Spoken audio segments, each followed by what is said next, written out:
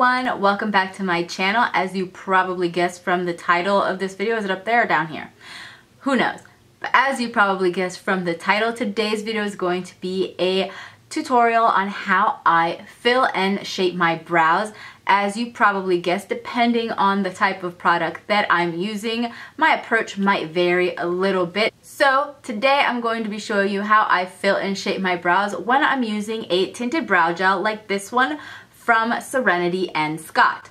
Now just a little bit about the Serenity and Scott brow gel before we get started. I purchased the shade Copper Auburn for my brows, and much like many other tinted brow gels, this one comes in a tube with a spoolie, kind of like a mascara, and it's meant for you to basically just apply it directly onto your brows so that you can comb them, fill them in, and tame them all in one step. But if you're like me and your brows aren't super sparse, applying something like this directly onto your brows to comb them and fill them in might sometimes result in you putting too much product on your brows. I know that my experience so far with this particular brand is that this brow gel is really very pigmented. It deposits a lot of color, and since the spoolie is a little bit big, if I try to apply it directly onto my brows, I just end up applying way too much, and it's a little bit more difficult for me to really shape my brow or have some control over where I apply the product.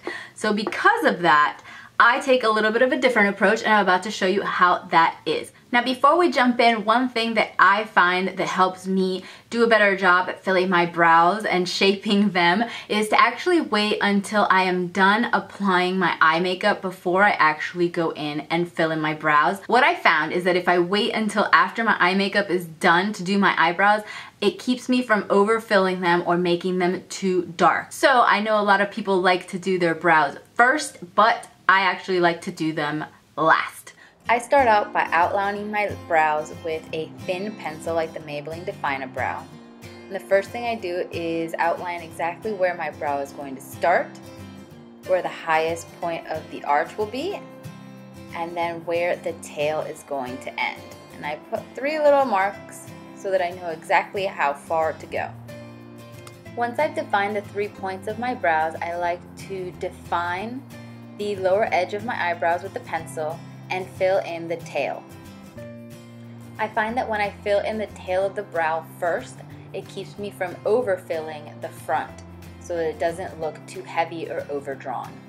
Once the tail of my brow is filled in, the overall shape is where I want it, so now all I need to do is go in and fill them in and make them a little thicker.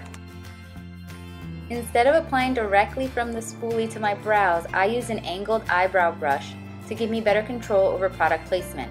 With my eyebrow brush, I lightly trace the bottom edge of my brow, and then I blend it in using upwards and sideways motions just to kind of slowly thicken and add color to my brows.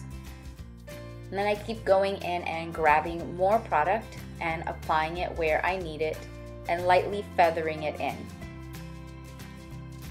And as you can see, I'm just following the shape that I originally outlined with my pencil. Then with a little bit of product that's left on my brush, I start to extend my brow inwards towards the bridge of my nose, and then I build the color up slowly so that the inner part of my brow doesn't look too drawn in and fake. I use a very light touch and a feathering motion, and I just sort of blend it outwards. Now for me, the best part about using a tinted brow gel to sculpt your brows is that as you fill them in, you're also setting them in place. But I still like to go back in and brush them out at the end just to make sure everything is blended and that my hairs are laying flat exactly the way I want them. But once that brow gel sets, it basically serves like hairspray to basically keep your eyebrow hairs tame so they don't misbehave and act out.